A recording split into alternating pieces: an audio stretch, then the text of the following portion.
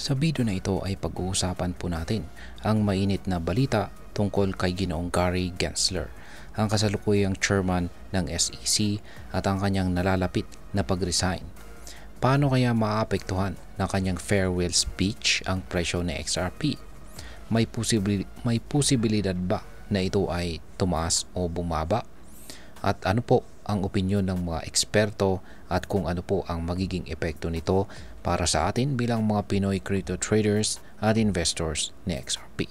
Kaya yan po ang siyang ating aalamin sa video na ito. Pero bago po tayo magpatuloy ay nais ko lamang po munang bigyang linaw ang aking disclaimer kung saan ang nilalaman po ng video na ito ay hindi po ito isang financial advice. For education and information purposes lamang po ang layunin nito. Yan, itong si Ginoong Gary Gensler ay siya po ang ika-33 na chairman ng SEC or Securities and Exchange Commission ng bansang US. Nagsimula ang kanyang termino noong April 2021 at malaki po ang kanyang naging papel sa regulasyon ng mga cryptocurrencies, kabilang na po kay XRP. Kilala siya sa pagiging mahigpit sa crypto regulations, lalo na po sa legal na laban ng SEC laban kay Ripple, ang kumpanya sa likod ni XRP. Ngunit ngayong darating po na January 20, 2025, opisyal na po siyang magre-resign kasabay po ng panunumpa ng bagong Pangulo ng US na si Donald Trump. Ang tanong ngayon ay ano ang magiging epekto nito sa crypto market, particular na po kay XRP. Yan, ano ang naging reaction ng market sa balitang ito? Mula nang nag-announce po ng resignation itong si Gary Gensler noong November 2024, nagsimulang magpakita ng lakas si XRP. Nitong linggo lamang ay naabot po nito ang presyong $3.38, ang pinakamataas na presyo nito sa loob ng 7 taon. Gayunpaman, kasalukuyang nasa $3.15 ito dahil po sa pansamantalang consolidation o pagbagal ng galaw ng presyo.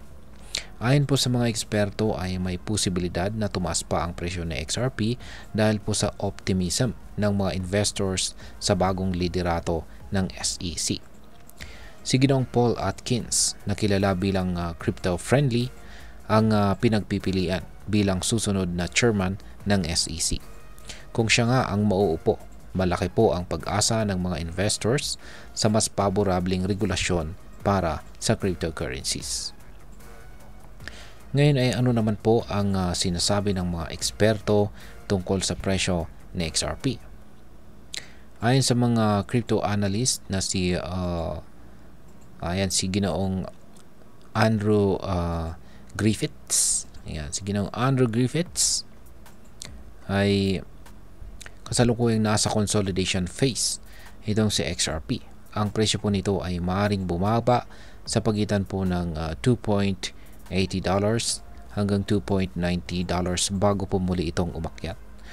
Kung magpapatuloy po ang bullish trend, posibleng maabot po muli nito ang presyong $3.30 o higit pa. Isa pa sa mga tinitingnan ng mga eksperto ay ang posibilidad ng Ripple ETF approval. Kung mangyayari ito, inaasahang makakakuha si XRP ng $4 hanggang $8 hanggang $8 million na inflows. $4 million hanggang $8 million na inflows sa unang taon pa lamang. Dahil dito ay tinatarget po ng mga analysts ang long-term price na $20 para kay XRP. Ngayon ay paano naman po nakakaapekto ang political at saka regulatory shift dito kay XRP? Yan, bukod po sa resignation ni Ginoong Gensler ay malaki rin ang epekto ng panunungkulan ni Pangulong Donald Trump bilang bagong Pangulo ng US. Yan, kilala po si Trump sa mas bukas na pananaw pagdating po sa crypto. Kasama na rito ang posibilidad ng pagpapaalis ng regulatory clarity na matagal na pong hinihintay ng crypto industry.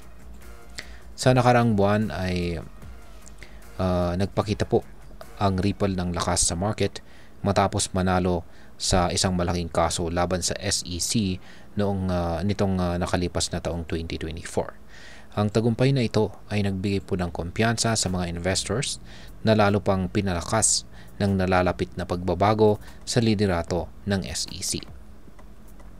Ngayon ay ano po ang posibleng mangyari sa presyo ni XRP? Marami pong mga analyst ang naniniwala na ang presyo po ni XRP ay tataas kasabay po ng pagbibitiw ni Ginoong Gensler. Ngunit tandaan, hindi po palaging diretso pataas ang galaw ng market. Posible pa rin makaranas ng mga pansamantalang pagbaba ng presyo dahil po sa market uncertainty at saka mixed investor sentiments.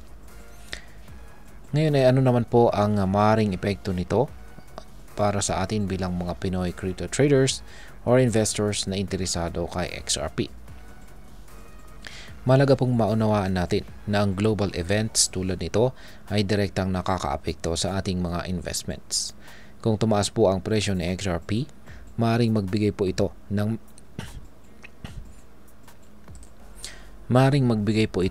magandang pagkakataon para sa mga may hawak or nag-hold kay XRP.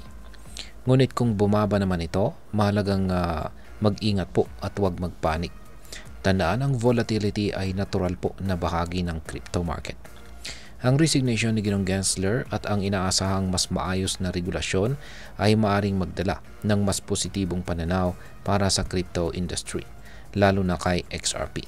Kung tama ang hula or prediction ng mga eksperto, maaring ito na ang simula ng mas malaking adoption ng cryptocurrencies sa buong mundo. Yan. At syempre, kasama na po dyan ang Pilipinas. Ngayon ay ano naman po ang aking masasabi tungkol dito? Ayan, sa pagtatapos po ng termino ni Ginoong Gary Gensler, nasa atin bilang mga investors ang responsibilidad na mag-research at saka magplano ng ating mga hakbang. Bagamat positibo po ang mga hula or prediction, huwag basta magtiwala sa hype. Gumamit po ng technical at saka fundamental analysis sa ating pagdidesisyon. At ayan, hanggang dito na lamang po tayo sa video na ito mga ka-crypto. Sana po ay inyong nagustuhan ang aking paliwanag sa video na ito. Kung inyo po itong nagustuhan, pag-click lamang po ang like button nito. Marami pong salamat sa panonood, ingat po tayo lagi at God bless po sa ating lahat.